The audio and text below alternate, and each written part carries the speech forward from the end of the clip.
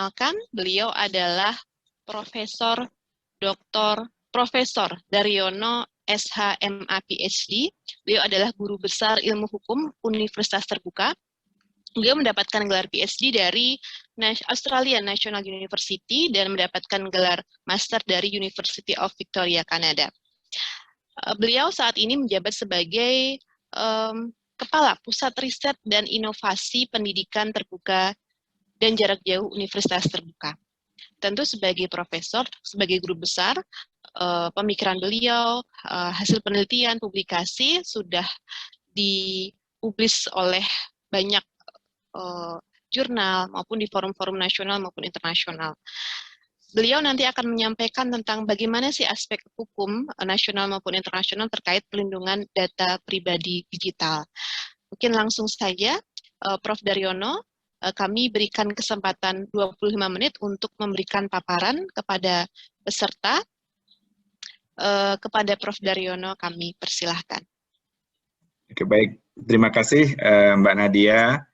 Assalamualaikum warahmatullahi wabarakatuh. Selamat pagi dan salam sejahtera untuk kita semua.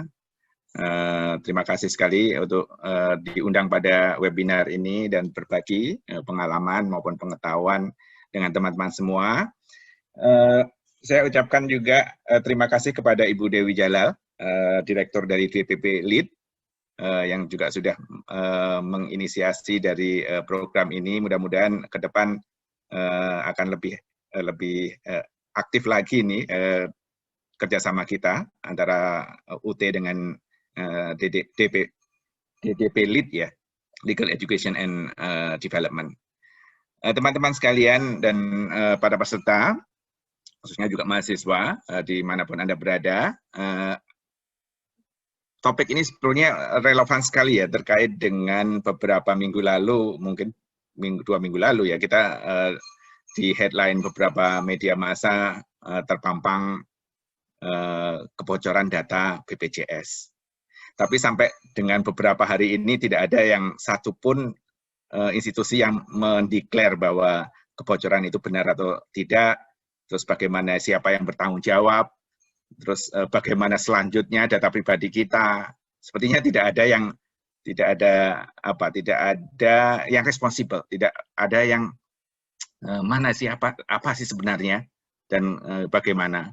Saya rasa mungkin ini kesempatan yang baik yang mungkin nanti kita akan diskusikan bersama terkait dengan perlindungan data digital maupun elektronik. Digital dan elektronik sebenarnya tidak jauh berbeda ya, karena elektronik itu mediumnya namanya digital. Digital kan karena berasal dari kode binerinya 1010 itu yang berbentuk digital.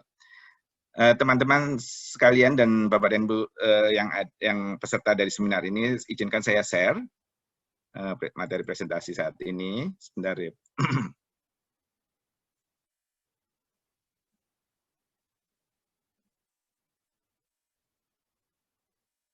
Ya, oke, sudah bisa terlihat ya, Mbak Nadia, sudah terlihat? Oke. Ya, sudah, Prof. Ya, oke, baik.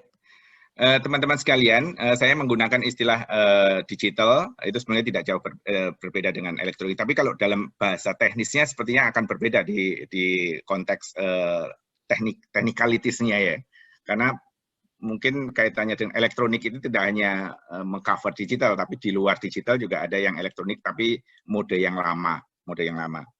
Tapi saya ingin menyampaikan pada konteks ini karena digital itu rules-nya itu pada digital karena basisnya pada internet, sehingga lebih fokus pada itu.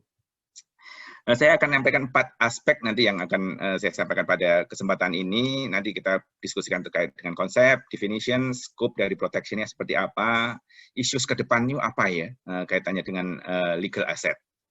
Dan mungkin yang terakhir nanti saya akan terkait dengan remark ataupun penutup dan ke depannya. Teman-teman, maaf ini ada yang membuat marker ya. Pertama, sebenarnya mengapa perlindungan data pribadi digital itu penting?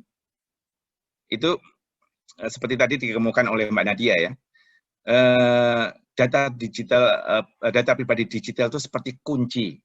Kalau saya ibaratkan kunci akan memasuki sebuah rumah. Jadi di dalam rumah itu kan ada baik properti yang fisik, materi yang kelihatan maupun apa saja, ataupun yang tidak kelihatan, ataupun yang sifatnya intangible ya, intangible. Jadi kunci itulah sebetulnya yang ada di dalam data pribadi kita. Jadi kalau data pribadi kita diketahui oleh orang lain, itu tentunya teman-teman bisa melihat ya seperti apa kira-kira. Kalau data pribadi kita itu akan diketahui maupun diambil alih secara melawan hukum. Jadi begini teman-teman, kaitannya kalau tadi seperti kunci yang ada saya gambarkan di sini, kunci itu nanti tuh aksesnya kemana saja. Jadi data pribadi kita, data pribadi semua pelaku internet atau netizen yang sekarang populernya itu berhubungan dengan berbagai aset. Berbagai aset, baik yang aset itu memiliki nilai ekonomi maupun aset-aset yang non-ekonomi seperti data kesehatan, data terkait dengan perpajakan, data terkait dengan misalnya kehidupan pribadi, mungkin yang tidak memiliki nilai ekonomi. Yang memiliki nilai ekonomi yang terkait dengan digital asset. Misalnya bond, misalnya akun Anda, e-wallet Anda, dan sebagainya. Atau yang sekarang banyak terkenal itu adalah kripto, baik cryptocurrency maupun crypto aset ya. Itu yang memiliki nilai ekonomi. Jadi data pribadi ini sangat penting dilindungi karena mereka akan berhubungan dengan berbagai aspek itu. Dan setiap digital transaction di dalam internet itu selalu menggunakan identifier-nya data pribadi sebagai validator. Apakah itu nanti terkait dengan nama Anda, password Anda, dan data-data pribadi misalnya, kalau yang sekarang di perbankan kan banyak dipakai nama ibu kandung Anda misalnya. Itu sebagai identifier dalam melakukan validasi. Sehingga penting sekali data pribadi itu dijaga. Dan aspek yang lain tentunya sebetulnya meskipun saat ini banyak sekali aspek teknologi yang dapat dipakai untuk melindungi data pribadi tadi, baik itu yang dari yang sangat advance melalui blockchain, atau yang sangat sederhana melalui password. Yang sangat sederhana dari sisi teknologi itu, baik yang sifatnya dengan password, melakukan enkripsi, kemudian deskripsi itu, juga yang paling penting sebetulnya adalah pada sisi aspek hukumnya. Karena aspek hukum itu akan mengatur tata kelola dan mengatur bagaimana norma-norma ini tadi bisa ditegakkan. Dan khususnya bagaimana tidak terjadi penyalahgunaan yang bisa mengakibatkan dari aspek baik dari aspek moral, dari aspek ekonomi, dari aspek lainnya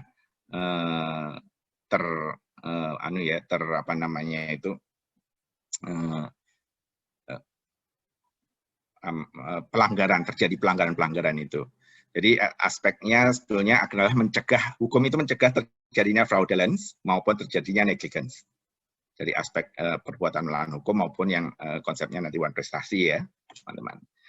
Saya ingin sharing terkait dengan scoping. Jadi scope dari kenapa itu tadi yang terkait dengan digital perlindungan data pribadi itu penting. Saat ini digital transaksi yang ada di Indonesia itu begitu masif perkembangannya. Kalau kita melihat dari 2018 itu hanya 40 juta transaksi dan nilainya sekitar 47 triliun. Saat ini transaksi itu ada sekitar 573 juta.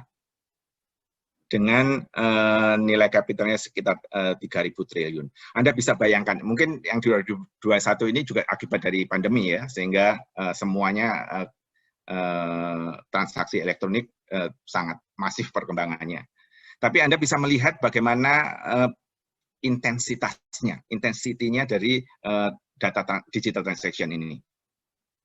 Dari 573 juta transaksi dengan 3.000 triliun di dalam transaksi itu, sehingga memang perlindungan data pribadi dan juga perlindungan sebetulnya nanti ke depan perlindungan digital asset itu begitu sangat penting, yang saat ini kita belum memiliki normanya. Konsep dan definitions kita mulai. Saya mengambil salah satu komparasi ya terkait dengan personal digital data ini yang berasal dari yang pertama terkait dengan dari European law, di European General Digital Protection Regulations, ini yang banyak dipakai, dan yang berasal juga dari UNIDROIT atau International Institute for Unification of Private Law. Bapak dan Ibu sekalian, mengapa saya mengambil dua hal ini? Karena memang perkembangan hukum di dunia dari legacy dari legal development itu kan berasal dari Eropa ya, tidak dari yang lain. Jadi saya rasa di Eropa memang memiliki capacity yang begitu bagus sekali kaitannya dengan pengembangan hukum di dunia ini, dan salah satunya referensinya sebenarnya juga di EU Law. Jadi EU Law itu sangat mungkin di berbagai sistem hukum dunia itu mengacu pada itu. Di EU Law itu konsepnya personal digital data diambil juga dari UN Convention di 108. Itu yang sangat terkenal sekali, itu terkait dengan data subject. Jadi apa yang dimaksudkan dengan personal data di dalam General Data Protection Regulation-nya EU Law, itu any information relating to the identified or identifiable natural persons. Di dalam digital data itu ada, kalau kita biasa membedakan kan ada data subjek dan data objek. Jadi data subjek itu adalah personnya, data objeknya adalah materialnya. Jadi unidentifiable natural person. Natural person itu bisa berbentuk orang maupun lembaga ya. Is one who can be identified directly or indirectly, in particular by reference to an identifier, such as a name, identification number, location data, online identifier, or anything ya, yang related under physical, physiological, genetic, mental, economic, cultural, social identity of the unnatural persons. Ini yang sering dipakai reference, dan di RUU Perlindungan Data Pribadi kita juga mengacu pada ini, hanya lebih terbatas. Di UNIDROIT, International Institute for Private Law itu 2 tahun lalu ada working groups. Yang salah satunya itu membahas terkait dengan digital assets, dan salah satunya adalah digital perlindungan terkait dengan personal data. Working group ini saat ini masih berlangsung bekerja. Saya pernah mendengarkan working groups ini ya waktu itu di head office-nya UNIDROIT di Roma, karena saya juga waktu itu bekerja di salah satu working group yang lain terkait dengan investment contract. Karena investment contract itu sangat berhubungan dengan digital data. Investment contract itu sekarang bentuknya portofolio, sehingga sangat relevan, dan kami bertukar ini dengan working group ini. Di dalam UNIDROIT lebih pada memang mengacu pada bagaimana protection data pribadi itu keterkaitannya dengan digital assets-nya. Jadi di UNIDROIT mengatakan bahwa personal data itu terkait dengan data relating to a person on the basis of which a person can be identified. Relatif sama, yaitu terkait dengan name, surname, dan lain-lain. Dan diinformasikan juga di dalam UNIDROIT itu ada user profiles. Ini yang tadi Mbak Nadia kemukakan.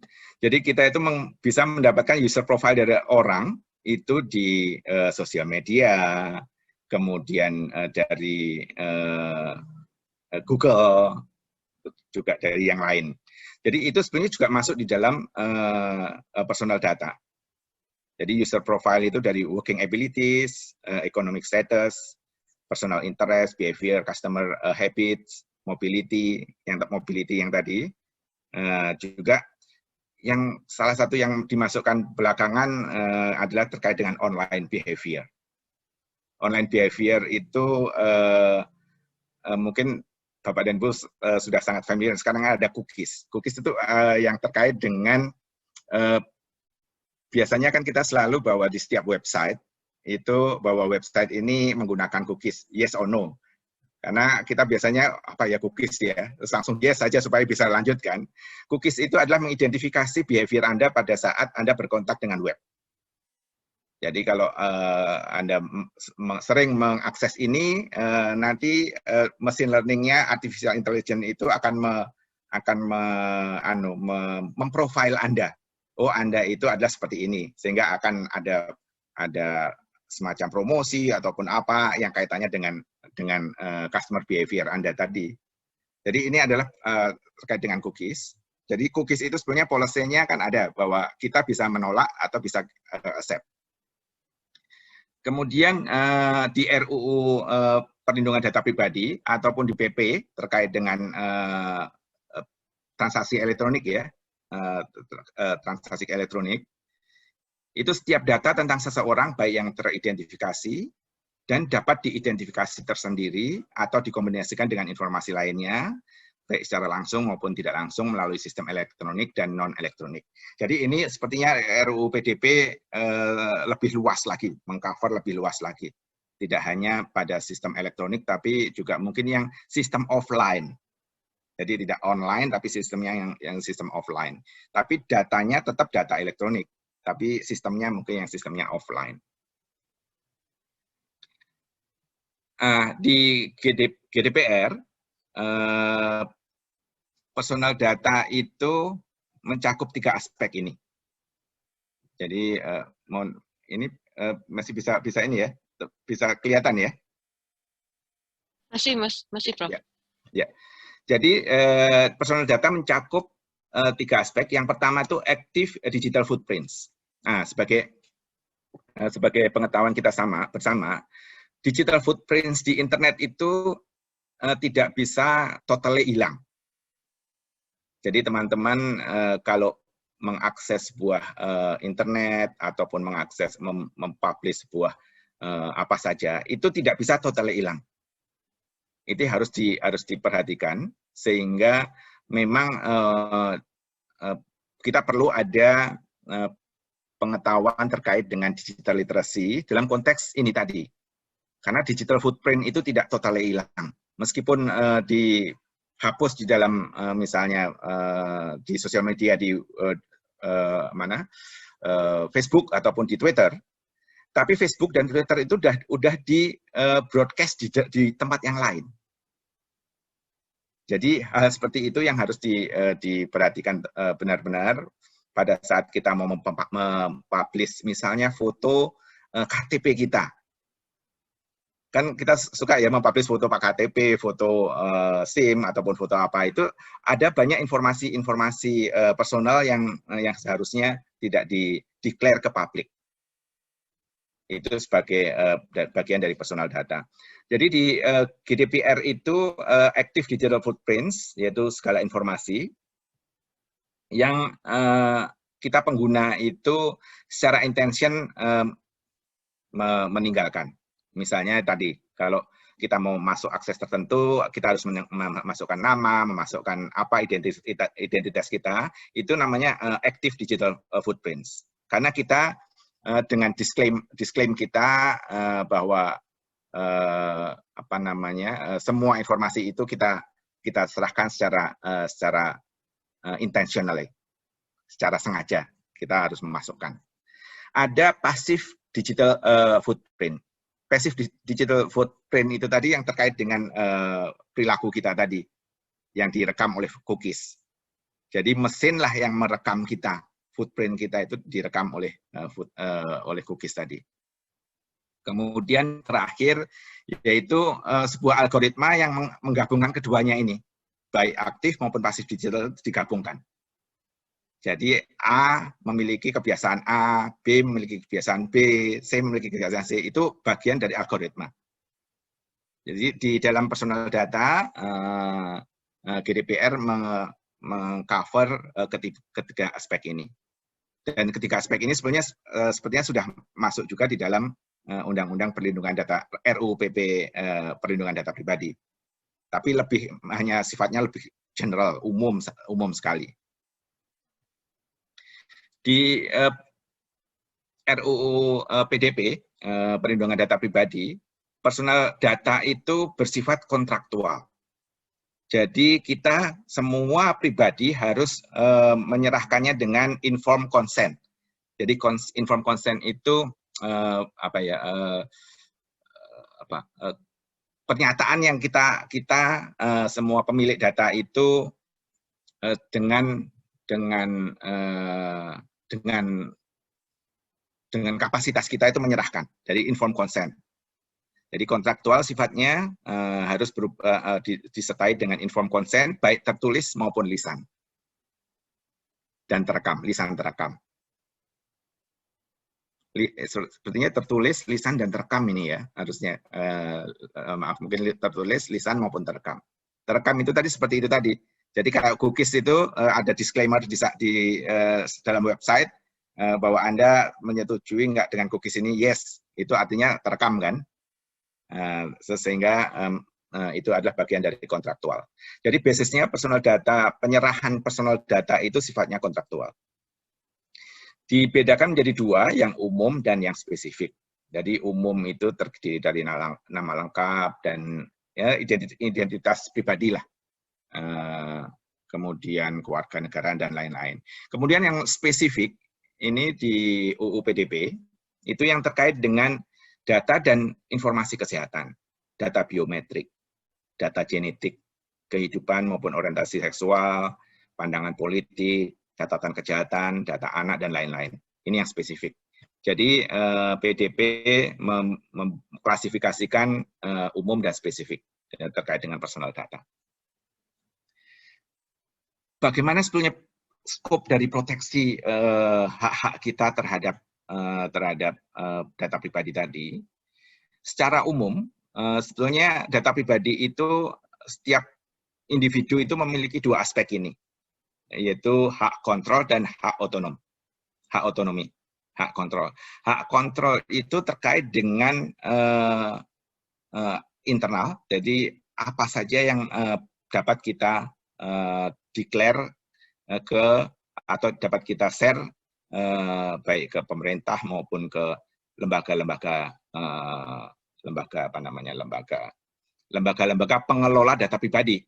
Karena pengelola data pribadi dalam Undang-Undang PDP maupun di tempat lain itu tidak hanya pemerintah, tapi juga bisa private pengelola data pribadi. Kalau hak otonomi itu mengacu pada United Conventions tadi, UN Convention di 108 tadi, terkait dengan information self-determinations. Jadi information self-determination itu adalah merupakan hak apa saja yang kita perbolehkan untuk dibuka kepada umum. Dibuka kepada siapa saja. Jadi ini hak otonomi dari seseorang. Kedua aspek inilah sebenarnya yang ruang lingkup di dalam perlindungan data pribadi. Secara keseluruhannya, secara umum, itu hak kontrolnya tadi dengan hak otonomi. Hak kontrol itu termasuk juga hak menghapus data kita. Ini hak kontrol bersifat internal, kalau hak otonom bersifat eksternal ya. Di dalam Undang-Undang PDP akhirnya dijabarkan secara lebih detail terkait dengan apa saja ruang lingkup haknya. Itu antara lain ini, jadi nanti teman-teman bisa melihat di rancangan Undang-Undang PDP di Kemenkominfo, Anda bisa mendownload. Jadi ini adalah bagian-bagian dari hak ruang lingkup hak yang harus dilindungi. Ya. Bagaimana sebetulnya kita mengeksekusi perlindungan hak tersebut? Hak-hak itu mengeksekusinya itu seperti apa? ini isu yang ketiga ya, yang saya rasa cukup penting, nanti bisa kita diskusikan bersama. Jadi pengelolaan data pribadi itu seperti bentuknya mungkin kalau kita seperti kurator atau seperti custodian, custody ya kalau di dalam hukum perdata itu, mengkurasi harta benda orang lain atau mengkurasi memelihara memelihara ya harta benda dari orang lain. Jadi di dalam program perlindungan data pribadi digital atau elektronik, salah satu central person-nya itu adalah pengendali data pribadi. Jadi pengendali data pribadi inilah yang diberikan tanggung jawab, diberikan juga di samping tanggung jawab, tanggung jawab untuk memelihara data pribadi individu. Jadi ada pihak yang pengendali data pribadi, inilah sebenarnya yang menjadi salah satu aktor penting di dalam proses pengelolaan data pribadi yang bersifat kontraktual tadi kalau di Indonesia ya. Sehingga pihak ketiga itu pada umumnya terjadinya fraudulence atau terjadinya perbuatan melawan hukum, itu pada umumnya tidak antar individu dan pihak ketiga, tetapi antar pihak ketiga dengan pengendali data pribadi. Ini yang menjadi sepertinya dalam konteks nanti terkait dengan remedial maupun terkait dengan mengklaim pelanggaran atau penyalahgunaan data pribadi itu memang harus dirumuskan seperti ini. Jadi negligence yang dilakukan oleh pengendali data pribadi itu bersifat karena melanggar atau melebihi dari kewenangan yang diberikan oleh individu. Jadi konsep dari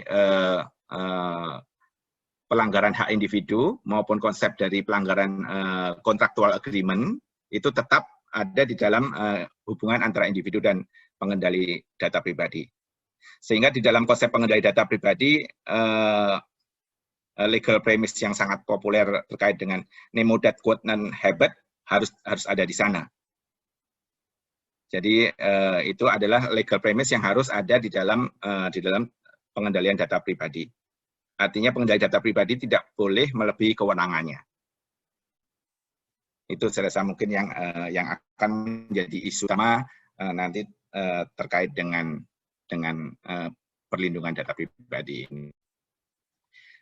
Ke depan, Bapak dan Ibu sekalian dan teman-teman mahasiswa, digital personal data itu tidak hanya berdiri sendiri, seperti tadi saya ungkapkan pertama, karena digital personal data itu selalu berhubungan terkait dengan digital asset.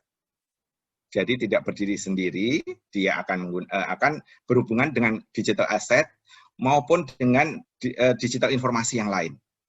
Aset itu tadi kan kaitannya baik aset yang bernilai ekonomi maupun non-ekonomi ya.